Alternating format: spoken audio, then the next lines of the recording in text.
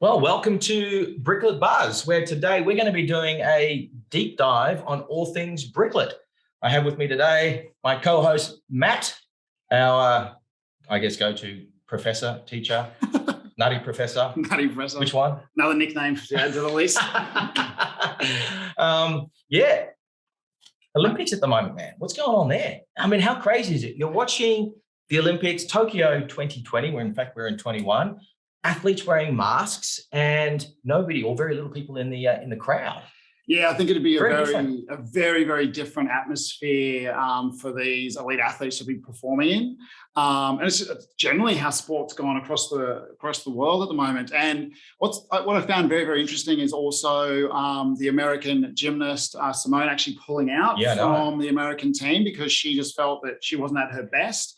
And she really, in one of her statements, said that she was really just missing her family and her team because basically all of these athletes are now just traveling with just a bare skeleton crew. It's a very different experience. Yeah, it's very different. But you know, these people are the best of the best in their chosen sport. So it's interesting to see them all compete. And one of the most phenomenal athletic endeavors that I've seen thus far was when a young Filipino woman won the very first gold medal for the Philippines. Yeah, that's just phenomenal. But I really loved her comment after she'd won the gold medal. She said, you know, I've been sort of fasting and not eating and controlling my weight for the last sort of 8 years. And I'm just looking forward to going and eating with my friends and family. And when she said that, I thought of you. Oh, thanks, man. I love my food. I really do. Mate, we both do. That's one of the simple pleasures of life.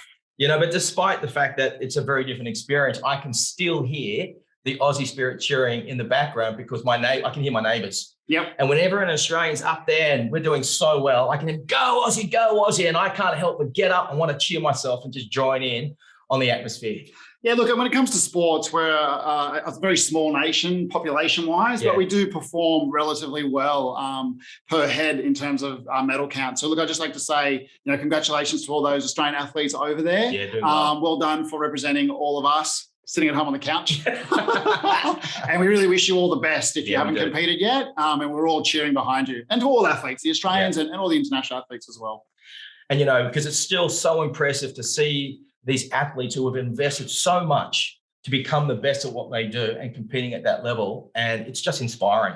Well, they say to master a skill, it takes 10,000 hours. Oh, and well, that's just to get those basics of that skill in. And then but to be performing at that top 0.01%, it's just a phenomenal achievement. And it's, you know, to live and perform at that level, you have to relinquish or give up a lot of the pleasures in life. Sacrifices, and you really need to be goal-oriented. You need to really have a thorough understanding of, you know, where you are now, where you want to be in the future, and have a plan in place to actually achieve that. Not too dissimilar to successful investors. Yeah, and having a good team around you. Oh, most certainly. Like every single one of those athletes would have a coaching team and then mentors or a team of people around them looking after, you know, what they're eating, their recovery, what they sleep, how they sleep, everything. Every part of their life would be monitored, checked. Oh, yeah, absolutely. And you could see that because, you know, Arnie's coach, the Australian lady who won the 200 and the 400 meter freestyle, how enthusiastic her coach was when she won. He was there with her. He was celebrating with her. How cool was that? He was literally jumping up and down. Cool. Well, let's get stuck into the deep dive on all things Bricklet. And I think a really important place to start is to anchor it around an understanding of what Bricklet is and what, you know, and what the idea of the marketplace is for these property fragments. And that's really what it is. So Bricklet itself is the marketplace for property fragments. Yeah, and look, it's not too dissimilar to Amazon. So most people that are watching this, I would suggest that you've purchased something on Amazon before, and it's just simply a marketplace where you can go and access property fragments. You can trade them, buy and sell. So it's the same thing that happens on Amazon. It is simply just a marketplace. Yeah, marketplace for buying and selling these property fragments. So I guess the bigger question around that is, what's a property fragment? Well, a property fragment is a piece of an entire property. And the way that we sort of do that is they take an entire title and then they divide that into multiple fragments. Yeah. I love the way the CEO of Bricklet, Darren, explained it. He shared it with the team a couple of days ago, how he was having a dinner party over Zoom and having a couple of red wines. And some of his mates were asking him, so explain to me Bricklet. And he explained it by the analogy around a pizza and how, you can take a pizza slice. And I guess that's where the team's come up with the whole idea of Bricklet has done for property what Pizza Slices has done for pizza lovers. Yeah, you don't have to actually eat the whole pizza now, although some of us do. You don't have to. You can. Some of us still do, yes. Yeah, some of us do. You can have a slice of pizza at a time. And what this allows you to do when it comes to is property is actually buy many different fragments of different properties and put that into a portfolio for yourself. So how is the fragment broken down? What are the mechanics around that, Ray? Yeah, look, it's a simple process because it's been in existence for a long time. It's built around the Torrens titling system, which was actually created and invented in South Australia, here in Australia, a long time ago. Yep. And all it is, it takes advantage of the whole notion of these tenants in common. So when you own a property fragment, you are actually registered on title, a legitimate property owner. And this property fragment, this now piece of the whole property, has all the attributes as if you owned, and you do own, property, because you in fact own property. And when I say attributes, it's got the characteristics around capital growth, rental yield, depreciation. Your name is registered on title. You are the legal and beneficial owner of this property fragment. Okay, so just to break that, that makes sense. So if we've got a whole property and that's 100%, and then we fragment that into 10 pieces, yes, and I buy one property fragment or a single bricklet, I would then own 10% of that total property. Yes, if you want to break it down to percentages, that's right. Yes, so that's how it's reflected. Yeah. So then when I'm looking at an individual bricklet and it's sort of saying, the rental yield is 5%, it's 5% of the price of the bricklet. It doesn't matter how many bricklets there are because the percentages all work on the dollar value of the actual underlying asset. Yeah, and I think the key takeaway is because as we get deeper into all things Bricklet, it's really important that we have this fundamental understanding of what this property fragment is. And once it's a property fragment, it's its own thing. It's its own thing that you now own and you control. It's like the pizza slice, right? So once I take that pizza slice out of the pizza, it now belongs to me. Yep. Nobody else can influence what I do with my pizza slice. I don't have to ask anybody else who's taken another pizza slice what I want to do with my pizza slice. So when you own a property fragment, you have full control. You are the legal and beneficial owner. And as we said before, it carries all the characteristics of property because it is property, just a smaller piece. Just a small piece. And then, so a really important thing that you said there. So historically with property ownership, if you're using tenants in common, then all of the owners would need to agree to do anything with that particular property. But what Bricklet solves there is individualizes each individual Bricklet fragment so that each of those fragments can be traded completely independently of the other. So in the example we had before, if I own one Bricklet, there are potentially 9 other owners of that particular property, all with their own individual Bricklet ownership. But I can then sell my Bricklet for whatever price I can get for that, completely independently of all of my other investors. And I guess coming back to the Amazon analogy, this is obviously a bit more of a bougie way of buying and selling property. Because you can do it from the comfort of your chair at home, for example. But that's exactly what it is. Bricklet is the marketplace for these property fragments, which you can now buy and sell at your leisure. You don't need anybody else's permission. You have full control. Okay, so who can buy a Bricklet? It's an important question, and I guess anybody who's legally able to own property in Australia can legally own a Bricklet or a property fragment. So when you say that, you're talking anybody, meaning any individual person. Then you're also talking like a company, for example, or a trust, or a superannuation fund. A self-managed super fund. Okay, so all of these different types of entities can actually buy or trade Bricklets on the Bricklet platform. And then so what's the process? So I've discovered Bricklet. I then head to the Bricklet website. What are the next steps? Well, I think, why don't we start there now in understanding how simple it is to actually get started with Bricklet and actually be able to buy property.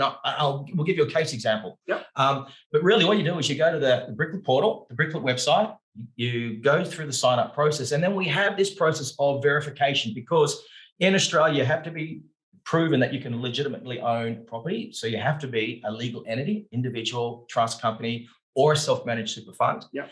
And you set up your account. So you can set up an account with Bricklet as an individual. And then I can also attach to my individual account associated entities such as my self-managed super fund or a trust or a company. Yep. And with those various legal vehicles, I can now start to buy property fragments. Fantastic. So I've set up all of my account, and then the next thing to do so I can get access to some of the investments that are available is to get my individual ID checked. Yes, you have to get your ID verification. It's just a legal requirement here in Australia to prove that you are who you say you are. Yep. And that's a very simple process. All you need to do is just have a copy of your driver's license, front and back, and your passport, and you upload those onto the website. And then within 1 or 2 business days, that is all approved. And you now have a registered Bricklet account, fully verified, and you are able to transact. So you can buy and then sell Bricklets that are listed on the marketplace. Yes, that's exactly right. It really is that simple. And an example is a member who purchased a property fragment, a Bricklet, in one of the properties in Queensland, Newstead, and he did it from Japan. Yeah. I mean, you're talking thousands of kilometers away. He went online, set up his account, went through the verification process, went into the marketplace and bought a property fragment, a Bricklet, in the property up in Queensland, Newstead. Are you telling me, Ray, he didn't drive past and touch it and feel it and walk through it? No, like I said before, it's a very bougie experience. It takes online shopping to a whole other level. Yeah. Excellent. Now, I guess flowing on from that is the whole idea of buying and selling. And I guess one of the questions that people have is, what does it cost to buy a property fragment? Okay, so it's broken down into 3 parts. The main part is the actual asset itself that you're purchasing. So an example here, let's just say you're buying a Bricklet for $20,000. Keep the math simple for me. So when you buy a Bricklet for $20,000, you then have some on costs of actually purchasing that. Because you're buying real property, then you need to pay the local state government stamp duty. So state government varies from state to state, but typically it all starts around that 5% mark and then goes up from there. But if we just take it for an example, it's 5% for stamp duty, and then it's a 1% conveyancing fee. Yeah, so it's bundled up. So the Bricklet platform to complete the transaction where you become a registered owner on title charges 6%, and that covers stamp duty, the conveyancing costs, and any other legal costs associated with effecting that registration. Well, the transfer of title from the existing owner to you, the new owner. Yep, and that all gets done by Bricklet. Yep, all automatically. You don't need to go and get your own conveyancer. You don't need to go and get any legal checks done. It's all done internally in the platform. Excellent. And what about if I want to sell my Bricklet? So it's exactly like going on to, say, Facebook Marketplace and listing something for sale. Yeah. It really is that easy. You simply just go into your back office, have a look at the assets that you own, and then you click on it, you hit sell, you allocate the price that you want that to be sold at or listed at, and then when someone comes along and finds it and hits buy, that Bricklet's transacted. And again, the marketplace charges a 1% transaction cost to cover the conveyancing expenses associated with transferring the ownership from you to the new owner. Correct. Excellent. So now I've gone on into I've set up my Bricklet account, I've verified my ID, I've gone into the marketplace, and I'm now looking at some opportunities, and I've chosen to buy a Bricklet. I've done it, deposited my funds into the account. It's now registered. I'm now the registered owner of that Bricklet. I'm a legitimate property owner. Now what happens? So who manages the property? So just before we go into that, I'll just go into some nuances of actually depositing money. So just like when you deposit money onto any other type of brokerage or trading or investment account, you need to be able to transfer the money from your everyday banking account or investment across into the actual portal itself. There's no connection between your bank account and Bricklet. So you need to fund your Bricklet account. At the moment, the way that you do that is through going online, creating a deposit request, creating a reference number, and then utilizing that reference number when you transfer money across. So it's a very important point because we don't want money bouncing back or getting lost. We want to make sure that it hits your Bricklet account as quickly as possible to enable you to be able to execute that investment decision. And not to confuse anybody in the audience, but if you have set up a Bricklet account as an individual and you've gone through your verification, but you've also set up, attached to your individual account, accounts for your other family trust entities, whether it be self-managed fund or family trust or a company. And it's also gone through its verification process that when you are buying a bricklet, that you choose the correct entity that you want to own that bricklet. Correct. So, all things IT, they're fantastic when they're used properly, when they work. So on our end, everything works correctly. So what we found at times is people are depositing money under the wrong account, and therefore they're buying bricklets not in the necessary name that they want to purchase those in. So it's very, very important that you take the time and slowly work through that. And if it's your first time, please get in contact with the member success team, and they'll either help you themselves if they can, or you can be get put in touch with one of the Bricklet specialists, and they'll be able to walk you through this entire process. Yep, excellent. So rentals, yes, how does it get paid? Yes, and who manages the property? So Bricklet Realty has a overarching management agreement. So it's responsible for all of the ongoing management of all the bricklets on the Bricklet platform. And then it enters into some agreements with local agents to then conduct all the local requirements out there. So yeah, the approach is along the lines of an asset manager. And I guess it's important to explain, what do we mean by asset manager compared to, say, for example, property manager?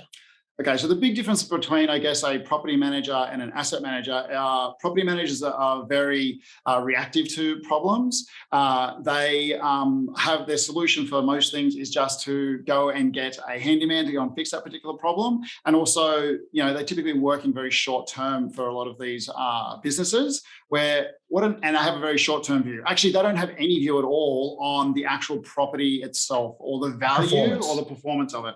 Where an asset manager typically historically has worked in the commercial space, where their job, their role is to make sure that they are maximizing the value of the asset, both the yield and the long-term capital growth for the underlying investors. So that's what the asset manager does. And a couple of the really important things that they do is they are very proactive in keeping the properties performance up to date and basically making sure that everything is kept at the highest standard so that they can get the highest yield or income return for those underlying Bricklet investors. Yeah, and a couple of really other important components to understanding the asset management is the approach around one, I guess, preserving underlying integrity of the underlying investment itself, the property itself. And so there are a couple of really important mechanisms in place with the asset manager. One is that, cash flow, there is a cash flow understanding around property ownership. So you've got rent coming in, that's the income side of things. And then you've got expenses going out. That is the management fees, rates, levies, strata fees, general maintenance, everyday maintenance associated with owning that particular property fragment. Now, sometimes those expenses might be higher or greater than the rental income that's come in for that particular month. And in that instance, the asset manager will cash flow that and recoup those expenses from next month or the future rental income coming in on that particular property fragment. Yeah, this is one of the significant differences between how property managers manage the property and the asset management team does that. So they have access to capital where they can fund expenses on an investment property to make sure that when you originally invest in a bricklet, you will never be asked to then put any more capital into that particular investment. So similar to if you were to invest in a Commonwealth Bank share, the CEO doesn't ring you up and say, "Hey, Matt Brown, I need some more money because we want to expand. I need you to put it into my account." No, that's never going to happen with Bricklet. All of the expenses and ongoing maintenance of that particular property are going to be covered through the rent and also this capital facility that the asset managers have available. Just one caveat on that. There is a difference between the regular day-to-day maintenance and any extraordinary expenses, such as if you want to do capital improvements to the underlying asset. So again, that's something that can be discussed with the asset manager, but that would be the only caveat on all those expenses being covered. Again, no different to using your example from the Commonwealth Bank. The Commonwealth Bank doesn't knock on your door for their everyday day-to-day operations of the Commonwealth Bank. However, if they're going to do something outside of that, they either go and get additional funds or whatever have you, or et cetera. And you might have an opportunity to be part of that, but I don't want to overcomplicate it, but there is a caveat on that. So the facility relates to the day-to-day operations of the underlying property fragment. Understand. Cool. So we've gone through this process. We have an understanding of the marketplace for property fragments. We understand what a property fragment is. And we've gone through the process of setting up an account, going through the verification, going into the marketplace, buying a bricklet or a property fragment, understanding now that it has all the attributes of property because it is in fact property, that I'm now getting rental income and the underlying performance of my property fragment. Why would you invest in property fragments? Why would you buy a property fragment? So there's a couple of different reasons. So one is you want to get access to the asset class of real property, but you maybe don't have enough borrowing capacity or capital to be able to go out and buy an entire property, because you actually need a significant amount of both capital and borrowing capacity to be able to do that now. Or two, you really don't want to just buy a single property, but you want to build a diversified, sophisticated portfolio of property, which is going to emulate the entire market, similar to diversifying into the share market or any of these other asset classes that you can. Bricklet allows you to be able to do that, or enables you to be able to do that now. And I know you've just written an article on that, which will be on the website going up the next day or so, specifically talking to that point around diversification and what property fragments now make, how it makes it easier to diversify. Yeah, one of the big risks with investing in the entire property is you need to be right. You need to make sure that the asset that you're investing in is going to perform or outperform the general market, because you're putting basically everything into this one particular investment. And when I sort of say everything, most property investors either have their own principal place of residence that they're leveraging against, or they've got an amount of capital. They then utilize most of that capital or equity to then put down a deposit on a new property, then they borrow a significant amount of money to be able to then fill up the rest of that particular investment. If you get that wrong, you have a very large, lumpy, underperforming asset as part of your entire portfolio, which could really put a drag on your total wealth creation strategy. Where now with Bricklet, you can get access to Bricklets in the Southeast Queensland, Brisbane area, in Sydney, Manly and Parramatta, and then also down in Melbourne. You can buy all of those Bricklets, 4 of them, for under $82,000. Yeah, and then from the numbers that I did, you're going to get a net rental yield of about 5.4% yield, which is well above the average rental yield in those capital cities. So by doing that, you're diversifying in property type, you're diversifying into property location, and rather than just having one tenant, that if that person doesn't pay rent for that 1 week, you get no rent, you've actually got 4 tenants. So all of those diversification of actual tenant and rental income streams is coming into your portfolio. Yeah, so diversification for any type of investment strategy is always a sound way to go. Oh, correct. Yeah, absolutely. It's very important.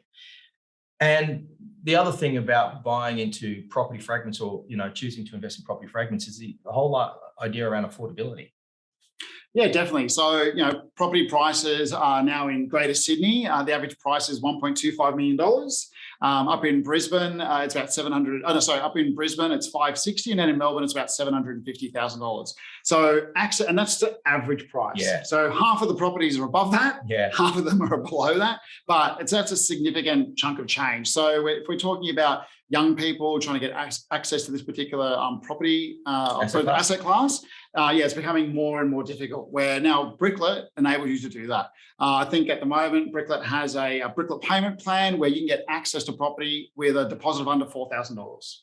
So most people that are looking to start investment portfolios or looking at investing in property, that's a very affordable way to get started on their journey. Yeah, that was probably one of the next question would be a question that we get a lot is, can I leverage into buying these property fragments?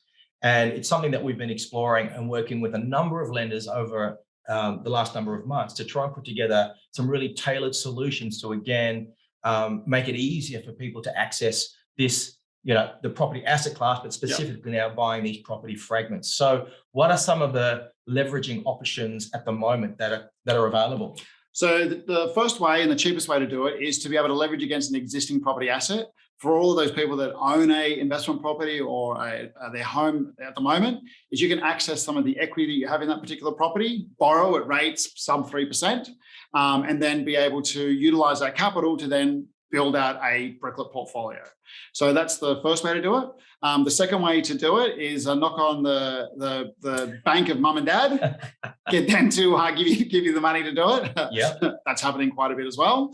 And also the other way is you can actually go out and get a personal loan yourself. So rather than going out and buying a new $22,000 car, which over the next 7 years will turn into $3,000, go and buy a Bricklet. Yeah. Or look at that as an asset class, or look at that as something that you can borrow for to actually invest in. Yeah. So rather than, using debt for a depreciating asset, maybe think about investing it, putting that money into an appreciating asset, something that's going to it's going to work for you. Definitely. Yeah. So on that point before, on the calculations that I did in that blog post, basically those assets that you owned, if you just did that, and you purchased that $82,000 worth of Bricklets, if you waited 40 years, that would be worth just under $650,000, yeah, and giving you a rental income of about $25,000 per year. So that could be your pretty much entire retirement strategy, just by doing that one thing.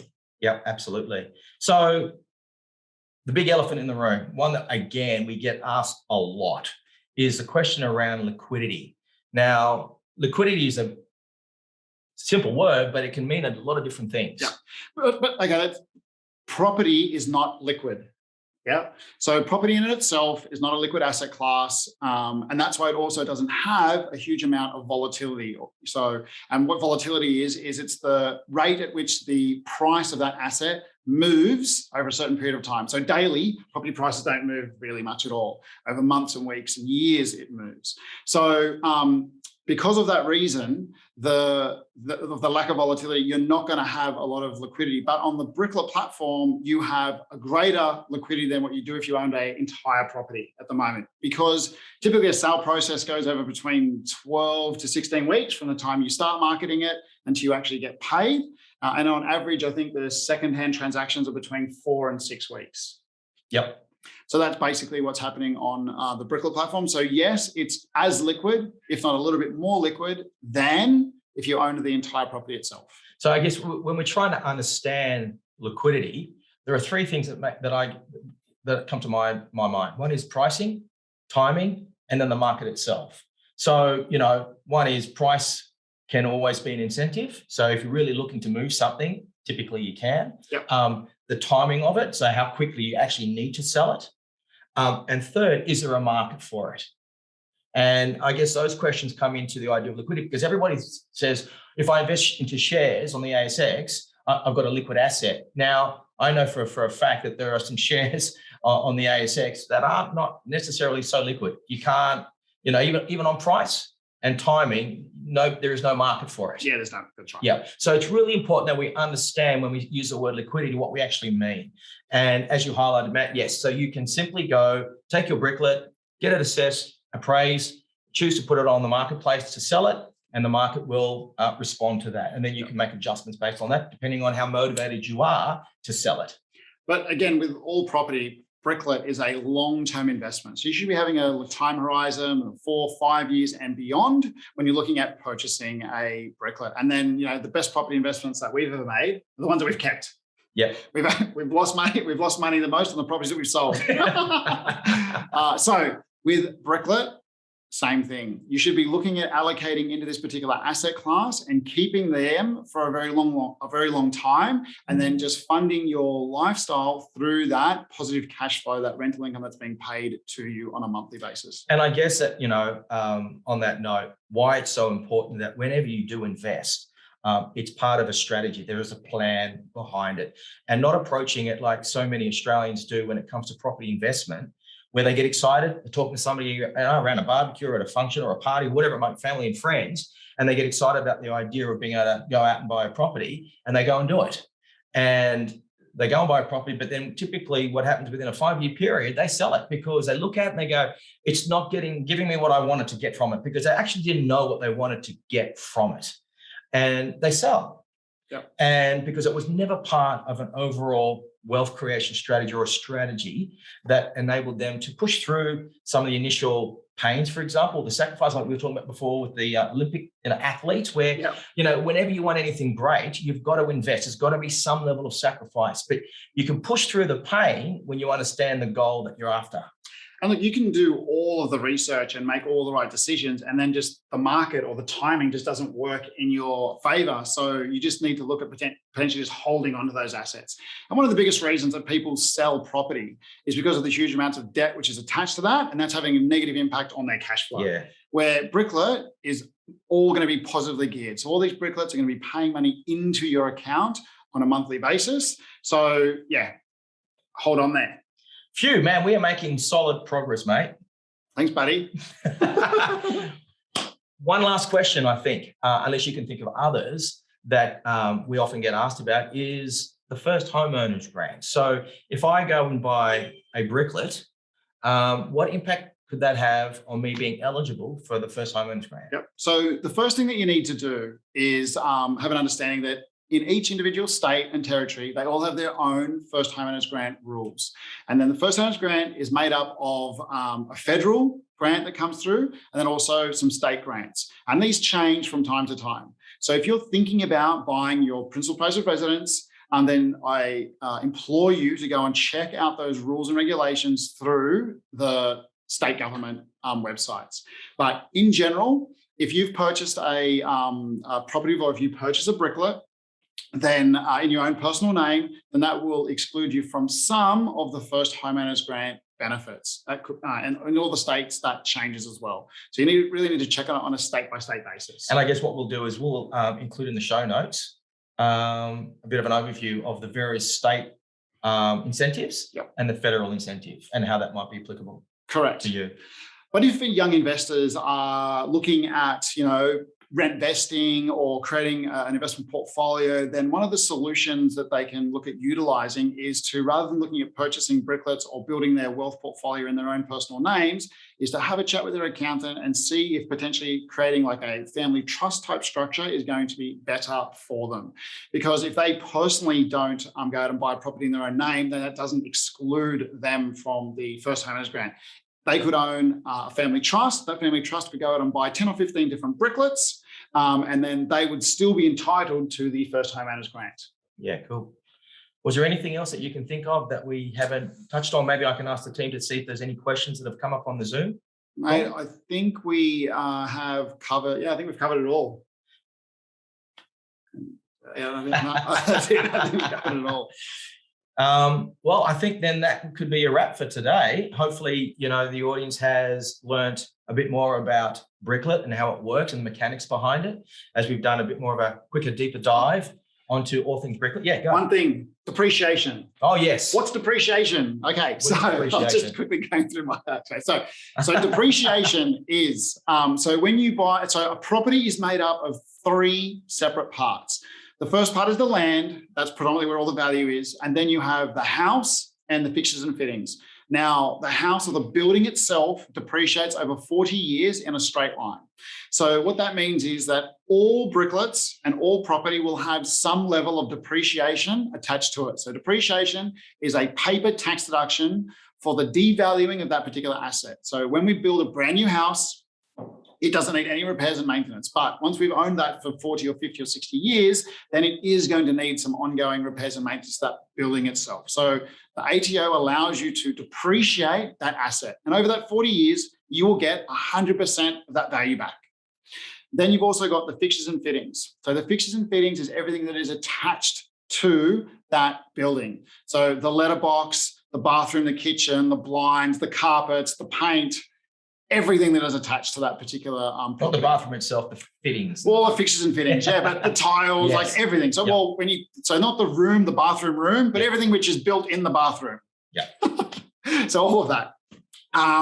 You made me lose my train of thought. There's also a difference between that and the items such as your dishwashers. And dishwashers and things. So you'll be able to depreciate all of those fixtures and fittings and then items over set different periods. So some of them depreciate over 3 years and they can depreciate over up to 7 years. So you're going to get the maximum tax deductions when you're looking at buying a Bricklet if you buy something which is brand new. Yes. Not lived in or not owned by anyone else other than the developer. Yeah, the initial builder. Yeah. Awesome. Depreciation. I think that's it, Raymond. I think that's it. I think that's great. A wrap. Excellent. Excellent. Well, thank you so much for joining us on this week's episode of Bricklet Buzz. And we look forward to seeing you guys next week. And please leave a comment down below if there are any other questions that we didn't cover off. And we'll get back to you straight away, or we'll cover that in the next video. Have a great day. See you later, guys and girls.